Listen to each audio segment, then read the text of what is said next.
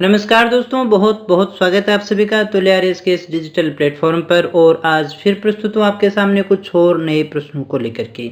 वे प्रश्न जो आपसे एसएसटी की परीक्षा में पूछे जा सकते हैं, किस प्रकार के प्रश्न आपसे पूछे जा सकते हैं, उन सभी प्रश्नों के विषय में हम इस समय बात किया करते हैं। तो चलिए अगर शुरू करते हैं आज के टेस्ट को और देखते हैं आज का हमारा पहला प्रश्न। और पहला प्रश्न हल करने से पहले अगर दोस्तों वीडियो को लाइक नहीं किया है तो कर दीजिएगा और चैनल को सब्सक्राइब कर लीजिएगा, क्योंकि इस तरह के क्वालिटी एजुकेशन वीडियो केवल आपको यहाँ और इसी चैनल पर मिलते हैं। तो दोस्तों आज का हमारा पहला प्रश्न है, जालिपा कपूरी तापीय विद्युत परियोजना का संबंध राजस्थान के किस जिले से है। दोस्तों बहुत ही आसान सा और अच्छा प्रश्न है, आसान है लेकिन इम्पोर्टेंट है दोस्तों, यहाँ इम्पोर्टेंट का भी ध्यान रखना पड़ता है हमें। तो बाड़मेर में है, अजमेर में है, कोटा में है या फिर जैसलमेर में है। कपूरी जालिपा जो तापीय विद्युत परियोजना है वो राजस्थान के किस जिले से संबंधित है। क्या है दोस्तों हमारा सही आंसर, कमेंट कीजिएगा दोस्तों। अगर आपको नहीं भी आता है, गलत भी आता है तो भी कमेंट कीजिएगा, गलत करोगे तभी तो सही करना सीखोगे ना। तो दोस्तों हमारा सही आंसर है इसका, वो है नंबर 1। कहाँ पर है दोस्तों, बाड़मेर में है। बढ़ते हैं अगले प्रश्न की ओर और बात करते हैं दूसरे प्रश्न की। कौन सी समवर्षा रेखा राजस्थान को जलवायु की दृष्टि से दो भागों में बांटती है। बेसिक क्वेश्चन है दोस्तों। 46 सेंटीमीटर समवर्षा रेखा है, 50 सेंटीमीटर समवर्षा रेखा है, 75 सेमी या फिर 45 सेमी। कौन सी समवर्षा रेखा है जो राजस्थान जो है हमारा उसको जलवायु की दृष्टि से दो भागों में बांट देती है। तो चलिएगा दोस्तों देखिए हमारा सही आंसर हमारा वो है नंबर 2। 50 सेंटीमीटर समवर्षा रेखा को जो है वो दो भागों में बांटती है।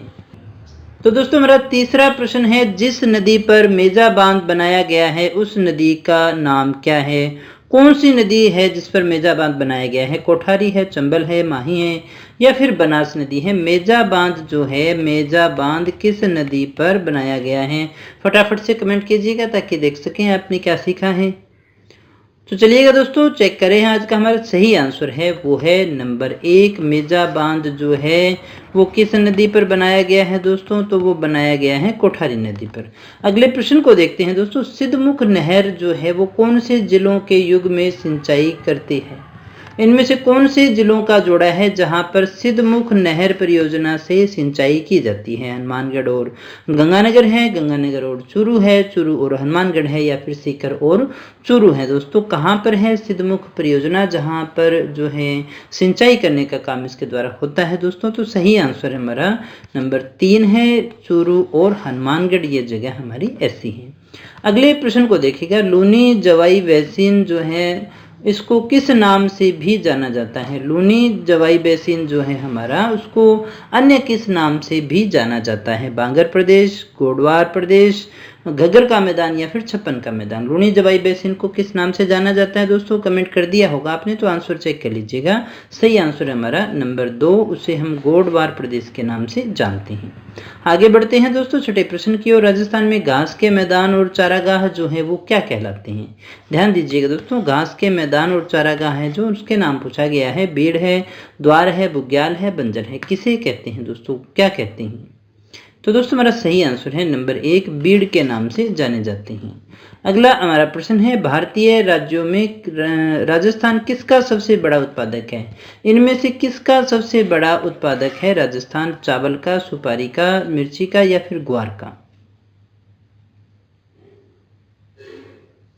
तो दोस्तों क्या है सही आंसर, चेक कर लीजिएगा। सही आंसर हमारा नंबर 4, किसका सबसे बड़ा उत्पादक है दोस्तों, ग्वार का। आगे बढ़ते हैं अगले प्रश्न की ओर। राजस्थान में गारनेट का भंडार कहाँ है।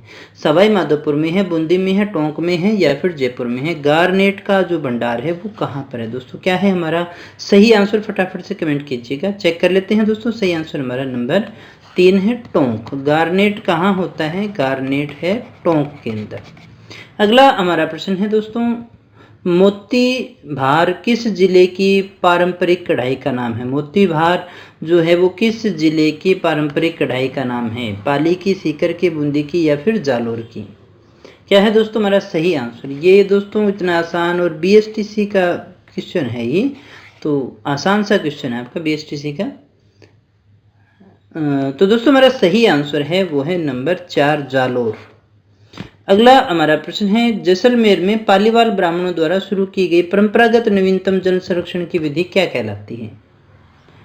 देखिएगा दोस्तों, जल संरक्षण की प्राचीनतम विधि है, परंपरागत नवीनतम जल संरक्षण की विधि है जो पालीवाल ब्राह्मणों के द्वारा शुरू की गई थी। कहाँ से, कौन सा इसका नाम है? टांका है, बावड़ी है, खड़ीन है या फिर जोहड़ है?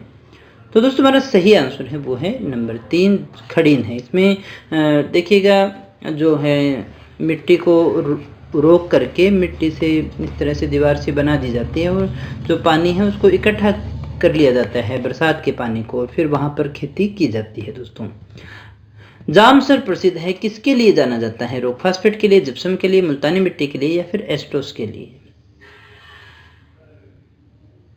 तो दोस्तों सही आंसर है हमारा नंबर 2, जिप्सम के लिए जाना जाता है। नेक्स्ट क्वेश्चन है हमारा, राजस्थान की कुबड़ पट्टी कहाँ पर है जहाँ पर फ्लोराइड की मात्रा अधिक होने के कारण लोग अधिकतर आपको कुबड़े देखने को मिलती हैं? उदयपुर राजसमंद, अलवर भरतपुर, झालावाड़ बूंदी या फिर नागौर अजमेर? कुबड़ पट्टी कहाँ पर है दोस्तों? क्या है सही आंसर? कमेंट कीजिएगा, फिर चेक करते हैं। तो दोस्तों सही आंसर हमारा नंबर 4 है। कहाँ पर है दोस्तों? नागौर और अजमेर, नागौर और अजमेर में है। आगे बढ़ते हैं। अगला हमारा प्रश्न है, मृत नदी के नाम से किस नदी को जाना जाता है? मृत नदी कौन सी है दोस्तों? इनमें से आपको बताना है। कांतली है, काकनी है, साबी है या फिर घग्गर है? कौन सी है मृत नदी? तो दोस्तों क्या है सही आंसर? चेक कीजिएगा। सही आंसर हमारा नंबर 4 घग्गर नदी को कहा जाता है। अगला हमारा प्रश्न है, कौन सी झील में रूपनगढ़, मेंथा, खंडेला अपना जल डालती है?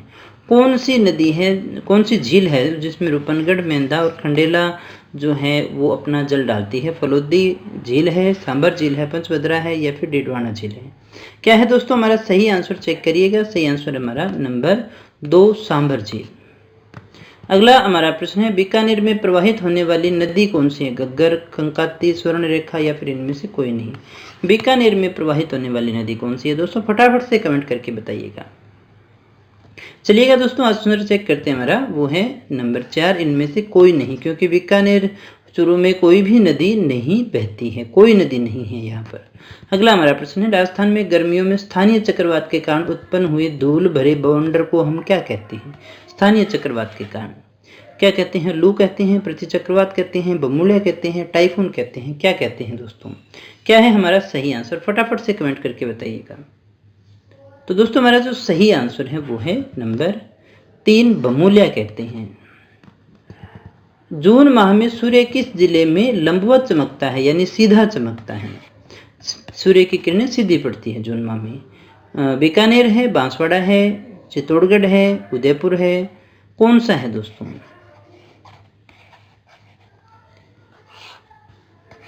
तो दोस्तों हमारा सही आंसर है वो है नंबर 2 बांसवाड़ा। यहाँ देखिएगा ये सामने होता है तो यहाँ पर सीधी पड़ेगी, जैसे जैसे ऊपर जाते जाएंगे तो ये तिरछी होती चली जाती है दोस्तों, इसलिए बांसवाड़ा जो है यहाँ पर लंबवत चमकता है। राजस्थान में स्थित थार का मरुस्थल कौन से बालुका स्तूप का प्रकार नहीं है? यानी प्रश्न आपसे पूछा जा रहा है थार के मरुस्थल, या फिर हम कहें कि यहाँ का जो मरुस्थल है उसमें कौन से प्रकार का बालुका स्तूप नहीं मिलता है? धराऊ, बरखान, तारा या फिर पैराबोलिक? क्या है दोस्तों सही आंसर? चेक करिएगा। सही आंसर हमारा नंबर 1 धराऊ नहीं होता, ये बाकी तो सारे होते ही हैं। तो अगले प्रश्न की जो आज का हमारा अंतिम प्रश्न भी है, किस स्थल से जाख बाबा की प्रतिमा यानी मूर्ति मिली है? जाख बाबा की मूर्ति कहाँ से मिली? आबानेरी से, किराडू से, नोह से या फिर बैराड़ से? क्या है दोस्तों हमारा सही आंसर? फटाफट से कमेंट करके बताइएगा। चलिएगा दोस्तों चेक करें। सही आंसर हमारा वो है नंबर 3 नोह से प्राप्त होती है। तो दोस्तों ये थे हमारे आज के प्रश्न। अगर आपको अच्छे लगे हों, आपने कुछ सीखा हो तो वीडियो को लाइक कर देना, दोस्तों से शेयर कर देना। और हाँ, अगर आप हमारी फ्री टेस्ट सीरीज को ज्वाइन करना चाहते हैं तो हमारी एंड्रॉयड एप्लीकेशन को डाउनलोड कर लीजिएगा। दोस्तों मिलते हैं नेक्स्ट वीडियो में कुछ और नए प्रश्नों के साथ, कुछ और नई जानकारी के साथ। तब तक बने रहे हमारे साथ। Thank you very much.